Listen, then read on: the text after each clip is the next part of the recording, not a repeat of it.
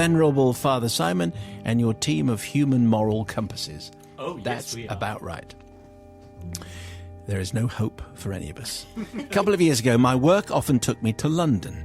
And coming from Plymouth, this usually involved an overnight stay, during which time my then 4-year-old daughter would get palmed off on long-suffering relatives. And as she hated me leaving, she would have to be peeled from me in floods of tears. I hated it too, and often set off to London teary-eyed myself.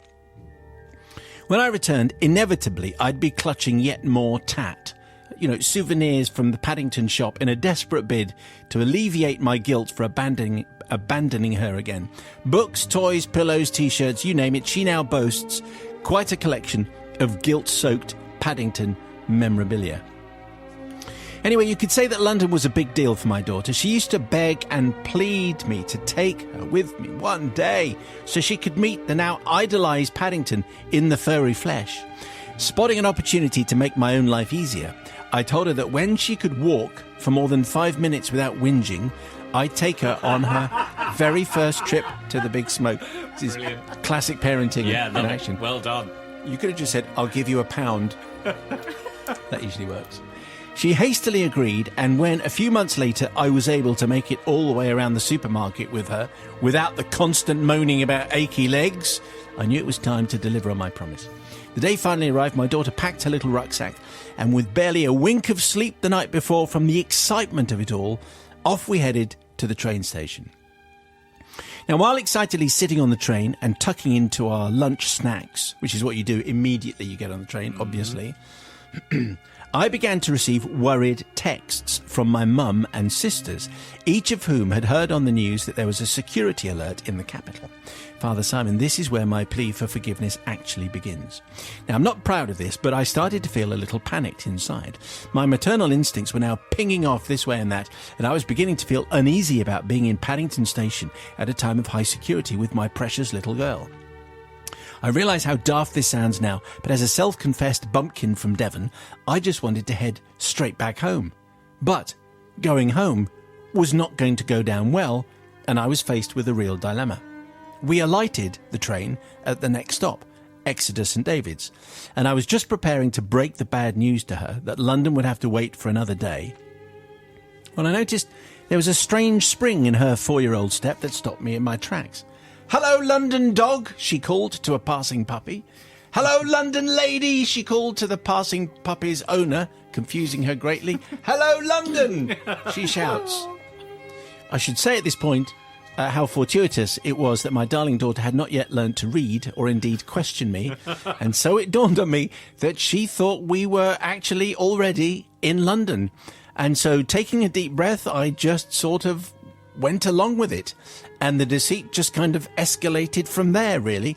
So off we jolly well trotted to Buckingham Palace, which was Exeter Cathedral. Okay. A quick spin around the Natural History Museum, which was the Royal Albert Memorial Museum, before having our picnic lunch and an ice cream in Hyde Park. What could be better? Well, it was Northern Hay Gardens, actually. We even happened to bump into my friend and her little boy, who lived in Exeter, but were, it was hastily agreed, just passing through London for the day. What are the chances? We bought a smart new pair of London boots from a well-known discount fashion store. We even managed to get to Hamley's Build-A-Bear, which my daughter said was slightly smaller than she'd expected, to buy a stuffed reindeer or something like that, because sadly the Paddington shop was closed. Well, all that walking and sightseeing was tiring, so off we went to our hotel, the Chorus Hotel, Hyde Park, which was, of course, the Premier Inn in Exeter. Of course. But she didn't notice that. Yes, Father Simon, I did indeed pay for another hotel room that night in order to cover my devious tracks. It was without doubt the most expensive trip to London I had ever not made.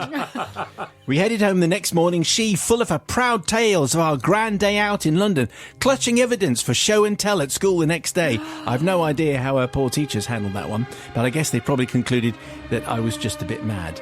And so my fate was sealed, and to this day we speak of the momentous day that she went to London for the first time ever. My friends and family are in on the joke, and nobody's able now to mention London without putting it in air quotes. My daughter is now 6.5 and still doesn't know that she's never been to London. Or London. Yes. Did that work? Yeah. One day she will discover, well, probably today, what a deceitful mother I truly am. But for now, she lives in ignorant bliss. She does ask me from time to time why it is that there are areas of Exeter that children are not allowed to go to. But other than that, it does seem as though I've got away with it for now. Father Simon, I seek forgiveness not from my daughter for pulling the wool over her eyes, although I'm sure I have some serious grovelling to do when my cover is finally blown. What you mean like now, Olivia?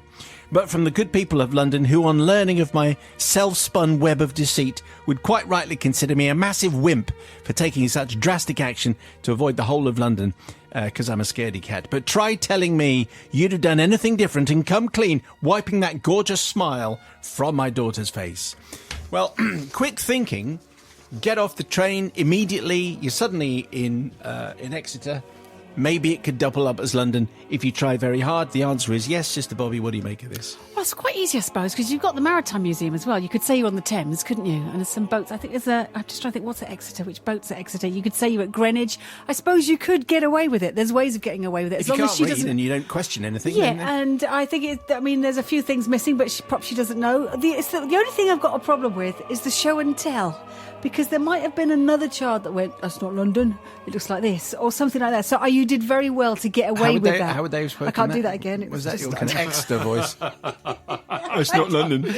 Well, it's just another voice. That's not London. She could have been exposed and she might have been very, very upset. But you know what? I'd have done. I thought it was great. I wouldn't have been on it to say, yeah, this is London. So well done for just going, actually, yes, this is London. So completely forgiven. Brother Matthew. Yes, the key quote, I think, in this confession was, she was too young to read or question me. Oh, how I hanker back to the days when they weren't capable of independent thought. Clean your room. Oh, all right then. Yeah, yes, I will clean my room. And this is obviously pretty inspiring as well, because the very idea you could tell your children, we are going to Disneyland, and then just take them, in the train for half an hour, and you get out somewhere and go, this is Disneyland. Not as good as I thought it would be, but still, it's Disneyland. Saved myself hundreds. So I am definitely going to forgive.